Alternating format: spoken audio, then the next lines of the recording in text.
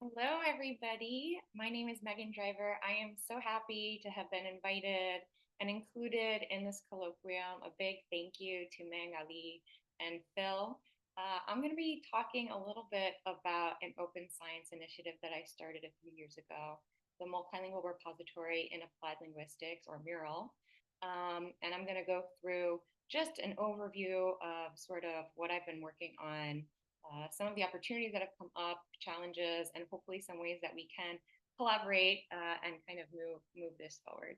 So I'm going to start really briefly before I get into what MuRAL really is, sort of the motivation for this project.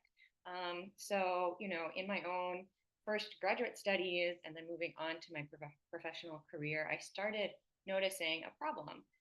I did my graduate studies abroad in Spanish applied linguistics, and before that, I actually was a chemist. So my first studies in applied linguistics were actually in Spanish in another language. So I learned all of my terminology in Spanish originally in applied linguistics. Um, so when I came back to the US, all of my publications, all of my research, everything that I knew was in Spanish. And I really had this need to translate things into English. And I struggled a bit, only because there hadn't been so many resources that were bilingual. And I didn't have access as much once I got to the US in publications and in work in Spanish. Of course, it exists, but certainly not to the extent as it exists in English. Um, I have had a very multilingual professional career. So, both during my graduate work and now as faculty, I've always sort of had one foot in a Spanish program in language departments and one foot in applied linguistics and language department. So, really, having this need to communicate research in certainly Spanish and English, but also sometimes in other languages, and having access to research, it still feels like it's very monolingual a lot of the time.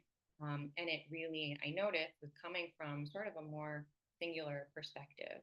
Um, and then I also teach courses in Spanish and in English. I have since becoming an applied linguist. And it's often very difficult to create a syllabus with readings in Spanish, even though it's a language we use a lot in my context in the United States, but also in other languages. And it makes it difficult to guide students in learning the terminology, you're learning its use across different languages, even when it is a language that students use regularly, like I have in Spanish. So I started to realize how much we're missing out on when we're only able to access research in English a lot of the time, and not being able to access research in other languages. So I've had students who presented in classes on research done in Korean, for example, which has opened, my access to that research. As I learned Greek, I gain access to research conducted in Greek. When I, tested in Catalan, for a language, I learned about research in Catalan, but it's really not easily accessible. And so this was sort of the motivation behind this project.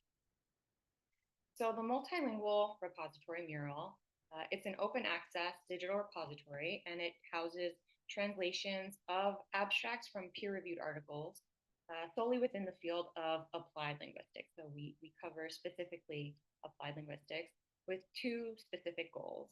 One is to increase accessibility, visibility, and the implications of research published in languages other than English within applied linguistics, and also to make research that is published in English more accessible to scholars who either do not wish to conduct, their work in English, who maybe do not conduct their professional career in English, who maybe do not speak or read English. So to really kind of combine these two worlds and encourage communication between this research from different languages and different perspectives. So the website, which I'll show in just a second, is really divided into 5 different tabs. We have a homepage, which gives our overview and recent translations, making it easy to spot. A tab for browsing abstract, a tab for teaching resources for those who would like to incorporate the repository into their courses and contribute to it. We have a place to submit translations of abstract, and then we have a place where we can meet the team. So I'm gonna show if I can do this.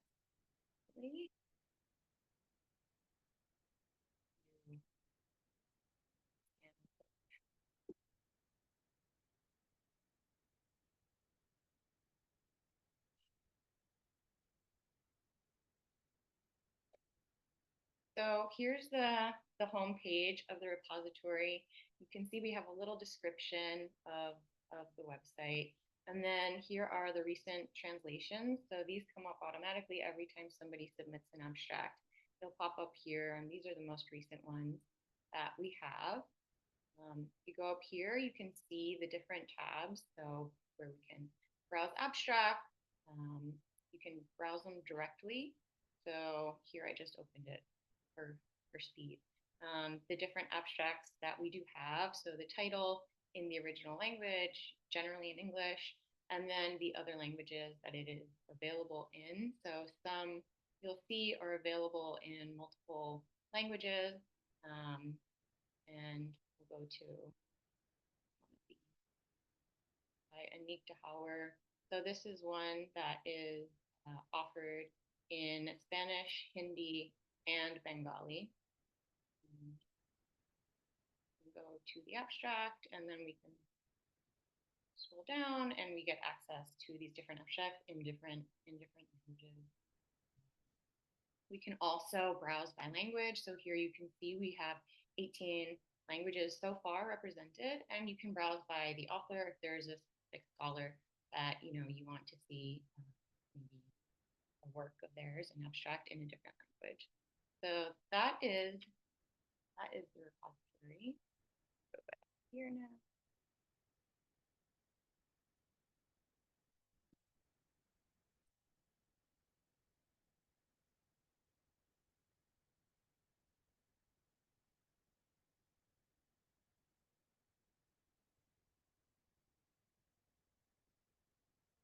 So thanks for bearing with me. Here we go. So I'm actually going to start off after showing you all of this. I'm actually going to start with the team because the team is so important in building any kind of open access initiative. And for me, the team has been essential. So you can go to the website and check that out. But we have had over 60 translators who have helped to translate abstracts across languages. We've done 18 languages so far. These have been volunteers who have been interested in contributing to the project, and also students. Lots of times it comes from translation classes, but also graduate students who wish to gain more experience in translation. Research assistants, both paid and volunteer, who have been so helpful in getting this project going and keeping it going. Technology specialists, including web designers and computer scientists who help with the coding that is behind the scenes of the website that I absolutely could not do on my own. And then graphic designers to design the logos, to help design, kind of the artistic elements that are in the website. So a big question, and the questions that I get most often about MuRAL are: how do we choose the articles, and how do we choose the languages that abstracts will be translated into? So for articles, we have decided somewhat arbitrarily that we would focus on our articles published in the last 10 years. So if you look at the repository, you'll see that now some of them are from before 10 years ago, and that is because we started a few years ago. But as we keep going, that's not to say that knowing the history of the research in the field is not important. We just had to draw a line somewhere.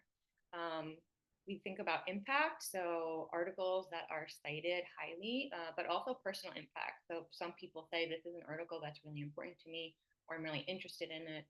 Can we get a translation of the abstract? Can I do a translation of the abstract? And so that's how we've kind of from that. In terms of languages, generally it is languages that are relevant to the research that is published, to the abstract.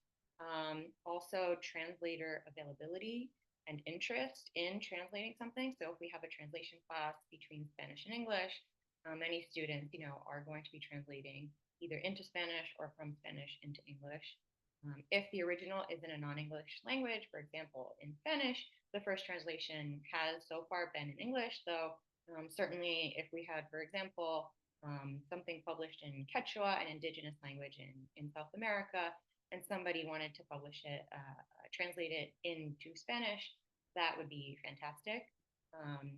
Sometimes that is already available, which is also great. This is just an example. So when this paper came out by Mark Bisona and Luke Ponsky on Arabic as a heritage language, a scoping review, a lot of my work is in heritage language education, and I thought this was a fantastic piece to include in the repository.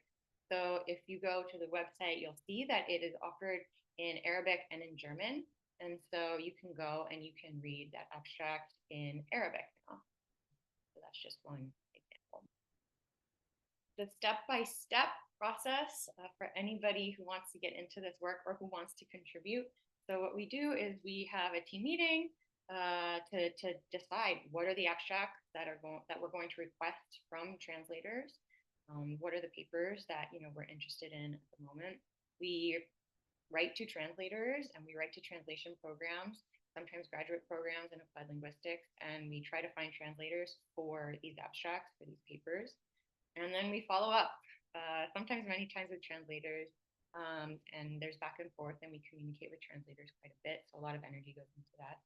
If it's possible, we have the translation of the abstract reviewed for accuracy. This is not always possible, but when we can do it, we do it, and I'll show a little bit of that here. We have added a green check. So the green check marks just show that this abstract has been reviewed by another person for accuracy. The Hindi and Bengali here don't have the green check, so they have not been verified, essentially.